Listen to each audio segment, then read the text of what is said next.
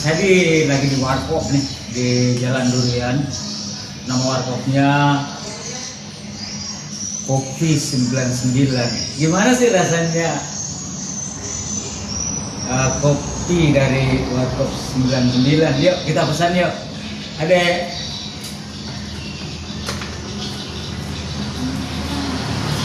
kopi aja ya, satu ya. Kopi susu, agak tipis ya. Oke. Teman-teman kita tunggu ya. Rasanya seperti apa tuh kira-kira ya?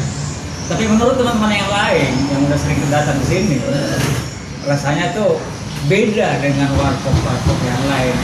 Kalau rasanya katanya sih saya belum coba, katanya rasanya tuh ngangenin, bikin sering kita kesini karena baristanya pengalaman bikin kopi. Ya tunggu aja ya teman-teman. Siap nih, cepat banget ya. Makasih ada ya. Oke deh, makasih. Sip. Teman-teman, kita coba aja kopinya dulu ya. Dan mudah-mudahan rasanya seperti yang dikatakan oleh teman-teman yang sudah sering berkunjung di sini. Kita aduk ya.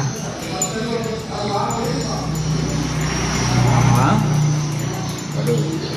Kalau dilihat dengan kasat mata sih, rasanya kayaknya sih ya, baru kita lihat aja ya teman-teman. Udah apa ya? Udah pingin bener meminumnya ya. Mudah-mudahan ya. Rasanya enak banget ya. Oke. Kita coba minum ya. Bismillahirrahmanirrahim.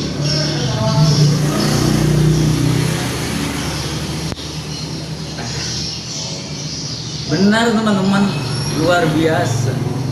Rasanya tuh kayak apa ya? Kayak ada sesuatu yang membuat ingin meminumnya lagi. Benar kata teman-teman yang sudah sering berkunjung ke sini ya, betul-betul rasanya tuh ngangenin.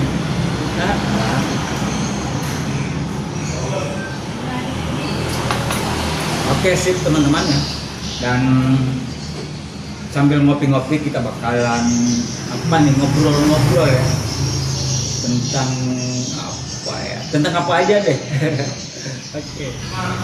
Oke deh teman-teman ya. Sementara kita santai-santai ya sambil minum kopi yang rasanya rasa ngangenin, saya bakalan apa menanggapin beberapa komentar ya, yang ada di halaman komentarnya konten-konten saya. Jadi saya record aja ya, mulai dari video atau konten pertama saya sampai konten yang terakhir ya. Saya bakalan membahasnya, menjawabnya di sini. Teman-teman, ada sih beberapa komentar yang ada di konten-konten saya ya. Ada yang komentarnya mendukung, ada juga sih yang komentarnya tidak mendukung. Tapi kalau dilihat dari persennya itu lebih banyak sih yang mendukung ya daripada yang tidak mendukung. Jadi yang pro-nya itu kalau dihitung dengan presentase, kira-kira yang mendukung itu sekitar 80% lah. Dan yang tidak mendukung itu sekitar 20%. Oke, dan apa nih? Saya ucapkan terima kasih banyak dulu ya buat para netizen atau teman-teman ya yang sudah mendukung konten-konten yang saya bikin ya, atau video-video yang saya bikin. Saya ucapkan terima kasih banyak, dan tanpa dukungan kalian mungkin saya tidak bisa sampai pada titik yang sekarang ini. Mungkin ya, karena tanpa kalian, menurut saya sih channel saya nggak ada apa-apanya. Bener. Jadi sekali lagi saya ucapkan terima kasih banyak, dan semoga ya konten-konten yang saya bikin bisa membuat Anda bisa membuat kalian semua ada manfaatnya, maksud saya seperti itu. Maksudnya moga-moga konten-konten yang saya bikin bisa bermanfaat buat kalian ya. Dan tetap dukung saya agar saya tetap semangat membuat konten-konten yang bermanfaat buat kita semua. Itu sih ucapan terima kasih saya ya. Dan yang tidak mendukung, yang berkomentar miring, yang berkomentar ngeh, aduh, pusing juga sih mau bahas itu ya. Saya ucapkan terima kasih banyak juga deh, karena kalian walaupun tidak mendukung ya, walaupun komentarnya agak-agak miring, agak apa istilahnya ya, nyeleneh, yang bisa membuat kalau mental seseorang tuh tidak bagus, bisa aja patah semangat gara-gara komentar yang nyeleneh itu, yang ngeh itu, yang tidak mendukung itu. Tapi walaupun Anda tidak mendukung, komentarnya maksud saya tidak mendukung, saya ucapkan terima kasih banyak juga, karena kalian juga sudah menonton konten Anda sehingga Anda bisa berkomentar. Tentunya apa ya, komentar-komentar yang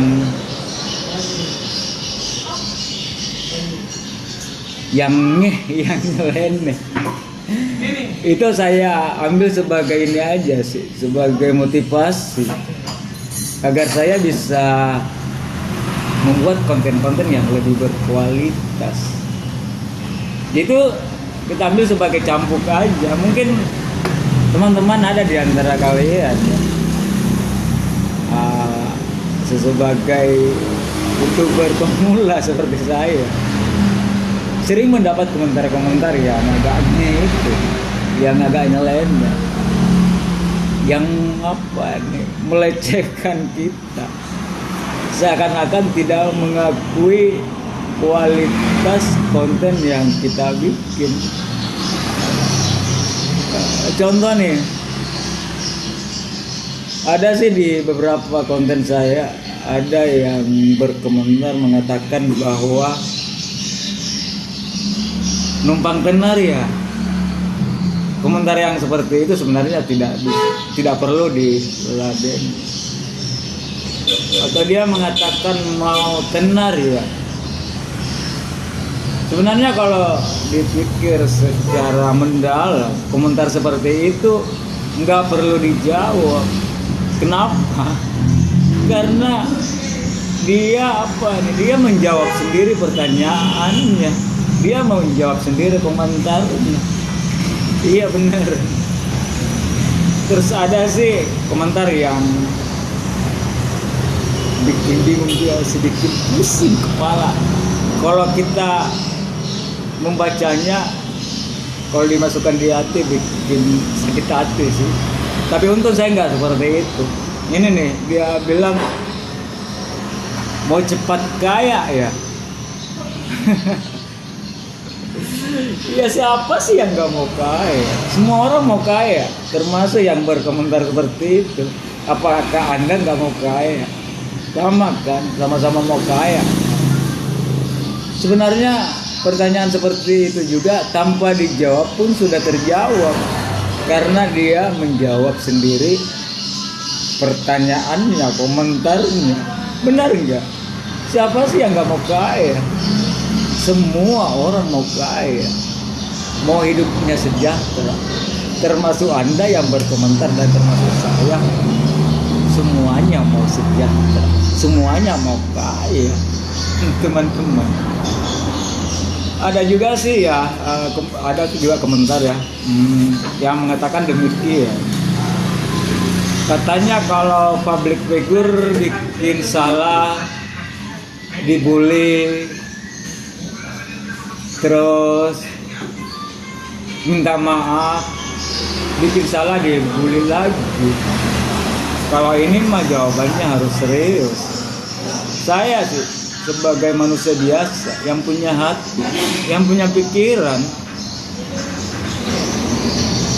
segala sesuatu yang saya lakukan setelah saya lihat, saya pelajari dampaknya, efeknya, saya harus menemukan jawabannya. Dan itu ada di salah satu konten saya ya. Dan boleh deh yang bertanya tentang itu lihat konsisten saya seperti apa. Apa salah kalau saya minta maaf kepada seseorang yang awalnya saya anggap salah, tapi setelah saya berpikir dan menganalisa segala sesuatunya, dan analisa saya itu masuk akal, saya harus sportif dong. Saya harus mengakui kesalahan saya. Iya, manusia sebenarnya seperti itu, harus satria, harus gentle. Kalau emang salah ya akuilah kesalahan. Seperti saya juga, saya kan pernah salah menilai seseorang.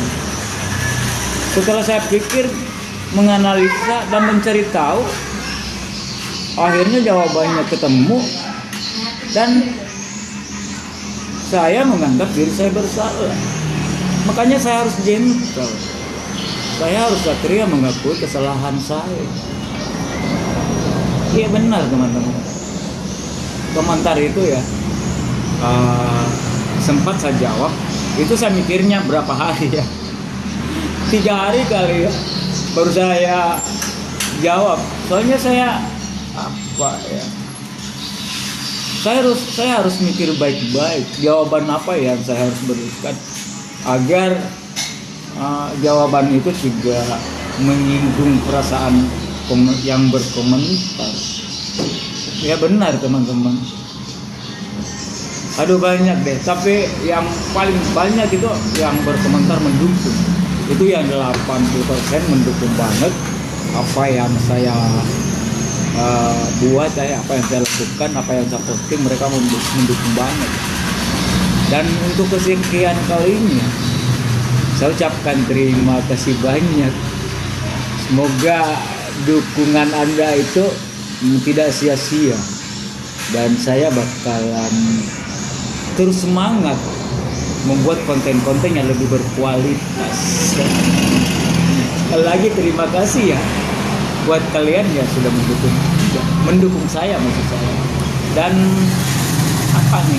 untuk kesekian kalinya juga saya bilang kepada teman-teman yang sudah mensupport, mendukung saya. Tanpa kalian saya ini nggak ada apa-apanya. Channel saya juga nggak ada apa-apanya. Karena support kalian, dukungan kalian, akhirnya saya bisa berada pada titik saat sekarang ini. Itu pembahasan mengenai, itu aja sih saya bisa sampaikan mengenai komentar-komentar ya yang sudah masuk di beberapa konten saya, mulai dari awal saya bikin sampai konten saya yang terakhir.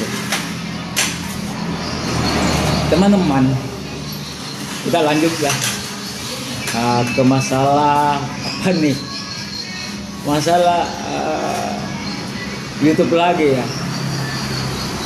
Teman-teman, menjadi seorang YouTuber itu tidak semudah membalikan telapak tangan.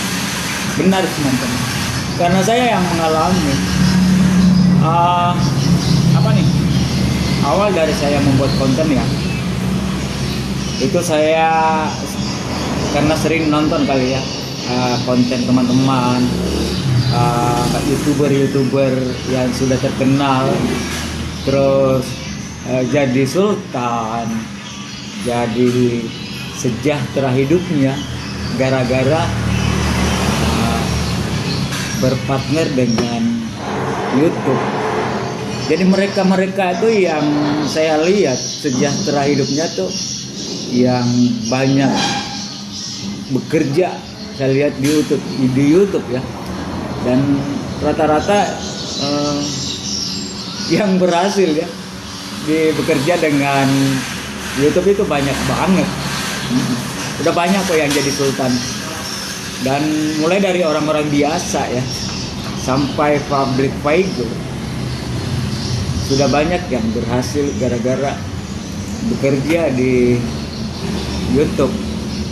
Dari situlah awal saya berniat juga, karena saya juga ingin memperbaiki taraf hidup saya. Saya ini ingin sejahtera juga sih. Bohong tuh kalau enggak. Teman-teman juga pasti seperti itu juga. Untuk itulah maka saya coba-coba buat konten. Awalnya sih konten yang saya bikin tuh asal-asalan aja. Itu musik relaxation. Saya coba-coba. Itu pun saya dapat dari melihat, kan sering nonton YouTube, melihat konten orang-orang yang re-upload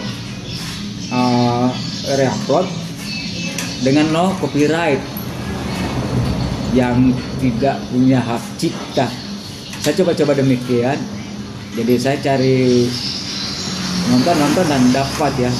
Akhirnya coba-coba saya unggah ke channel YouTube saya, dan hasilnya alhamdulillah penontonnya tuh cuma 5 doang. Jadi view-nya tuh cuma 5 doang. Yang nonton saya teman saya, mungkin karena kasihan aja kali ya, dia nonton juga. Intinya cuma 5 doang yang nonton. Tapi di saat itu saya tidak patah semangat, saya masih lanjut ya. Saya belajar terus saya banyak menonton tutorial yang mengajarkan youtuber pemula itu bagaimana cara mengupload video, bagaimana cara men-setting kamera, terus bagaimana cara menggunakan mengedit video agar video itu berkualitas, agar videonya itu bagus ditonton. Saya belajar banyak dari situ ya, dari tutorial itu, dan akhirnya setelah posting video, ada tuh video saya yang penontonnya luar biasa menurut saya pribadi ya, karena saya YouTuber pemula. Jadi saya menganggap penontonnya itu luar biasa banyak ya.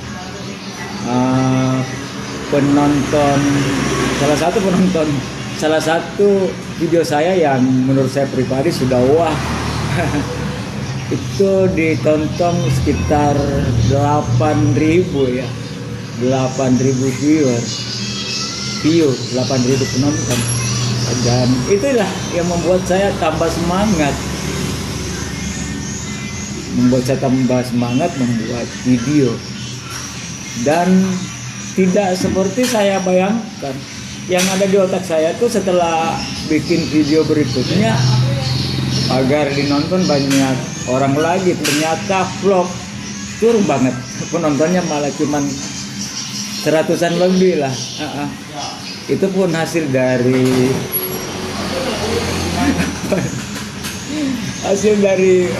share ke grup-grup saya ya, ke media sosial. Itu pun dari situ sampai 100 gitu kan, nontonnya 100 lebih. Itu ada 4 video saya yang vlog. Saya mikirnya salah konsep kali ya. atau idenya yang salah. Kenapa saya bilang idenya yang salah?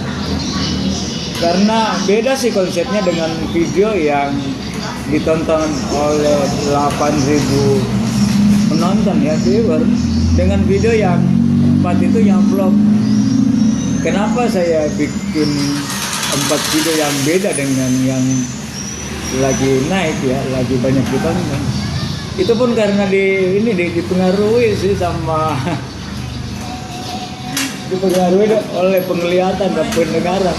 Saya nonton kan sering nonton nih, saya sering nonton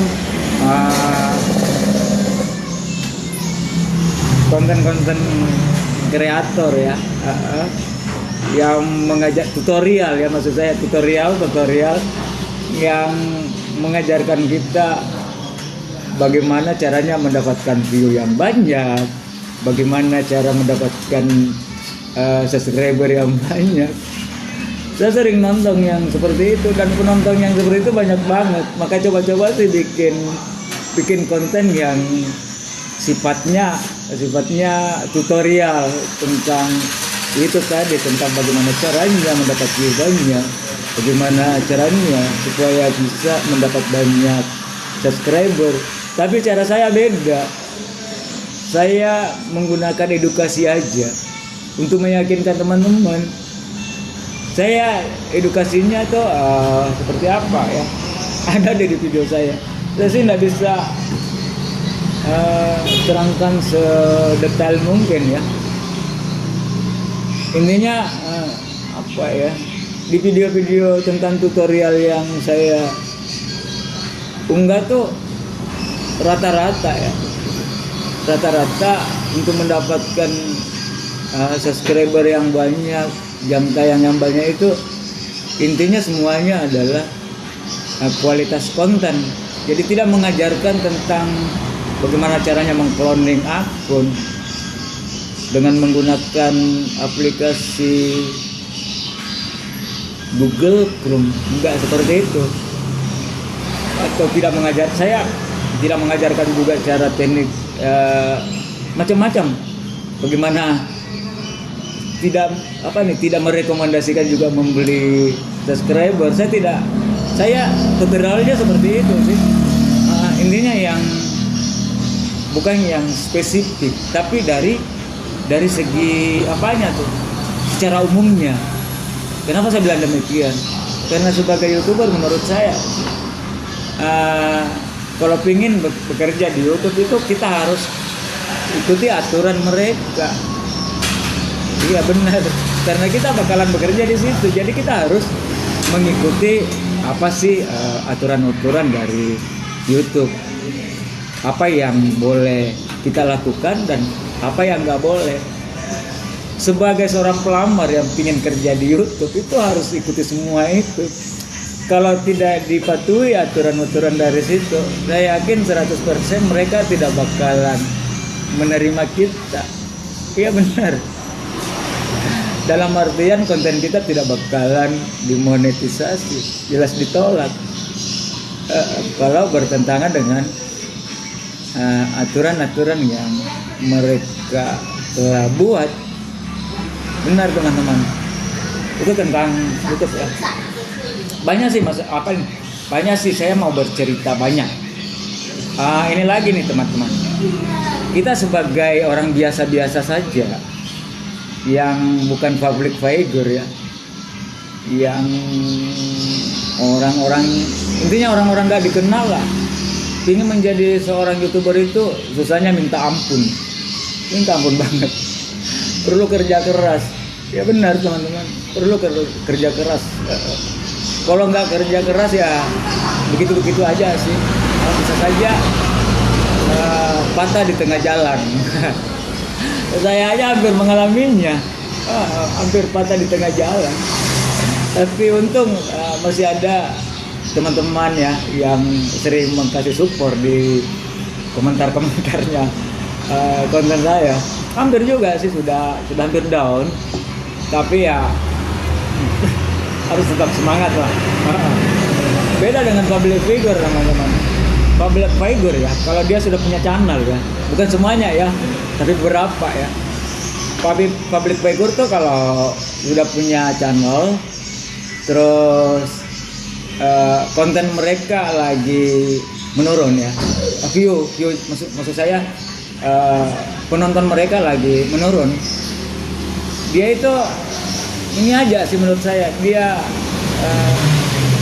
bikin konten dengan sesuatu yang bohongan ya, setting maksud saya. Jadi dia tinggal bikin itu aja sih, settingan. Kenapa ya? Itu kita para penonton mereka, para fans mereka itu senang dengan kebohongan yang senang nonton ya, bukan senang dibohongin, bukan senang dibohongin maksud saya. Senang nonton ya, sesuatu yang menurut saya sih nggak masuk akal. Iya, mereka tuh kalau lagi penontonnya lagi sepi, lagi menurun, bikin sesuatu aja, terus dibuat konten, diupload, yakin pasti penontonnya membludak lagi, kembali lagi banyak. Ada sih beberapa contoh yang saya bisa sebutkan ya, gak apa-apa ya. Contoh artis penyanyi dangdut nih, Nassar ya. Nassar itu sama Desi Ratnasari itu disetting kedekatan mereka, disetting oleh siapa lantah, dan disetting kedekatan mereka, diisukan mereka lagi dekat, lagi pacaran, dan banyak ucapan-ucapan selamat ya dari temannya sesama artis, terus doa-doa terbaik juga mereka supaya langgeng hubungannya.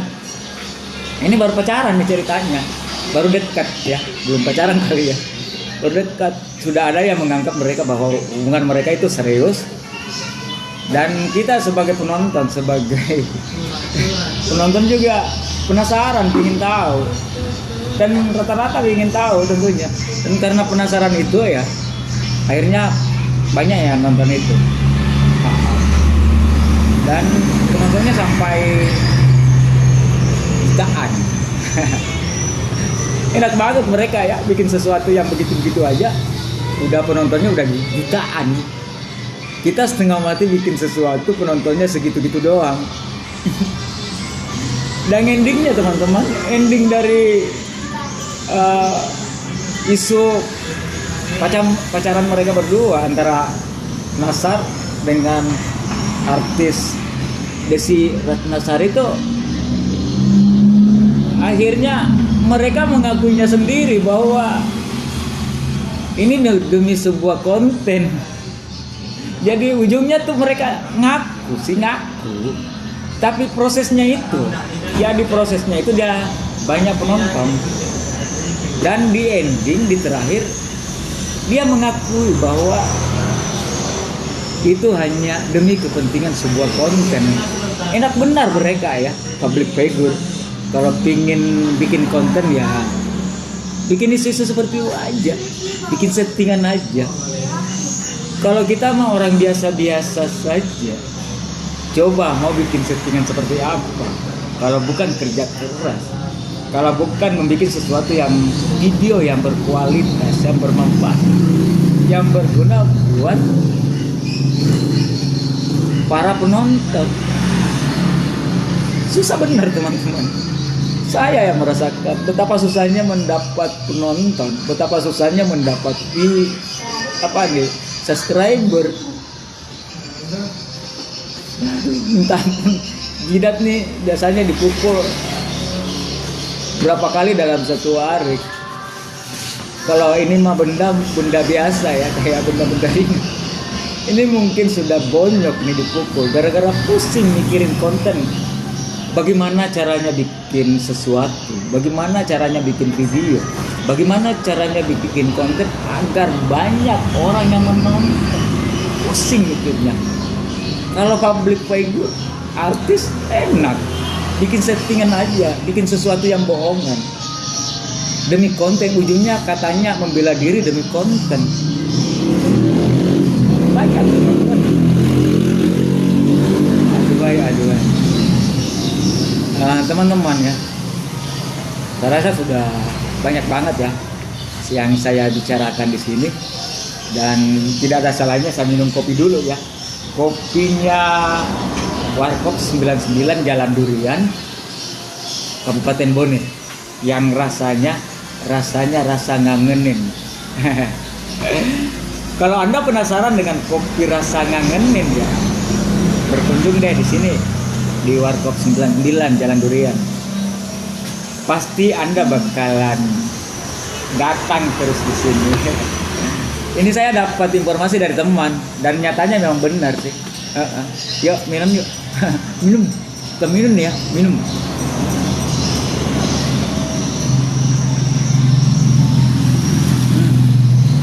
Enak teman-teman, beneran, serius, nggak bohong saya. Nggak pas rasanya kalau Anda ini nih, kalau Anda orang dari luar Bone ya, kalau Anda orang dari luar kota Bone, Anda itu belum sah rasanya. Kalau Anda pencinta kopi ya, kalau Anda pencinta kopi, Anda itu belum sah sebagai pencinta kopi kalau Anda belum merasakan kopi dari Warkop 99. Apalagi baristanya, waduh, pengalaman banget buat kopi. Itu ya sekelumit tentang kopi ya. Enak banget.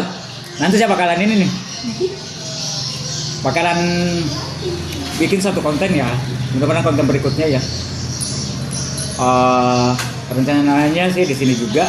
Biasanya kan backgroundnya di studio saya ya, di studio di rumah, di studio tempat saya siaran. Rencana sih kedepannya saya mikir dulu konsepnya seperti apa, idenya seperti apa. Soalnya mikir konsep itu susah banget teman-teman. Sebagai youtuber pemula itu, apalagi orang biasa-biasa aja tuh, ide-ide yang susah.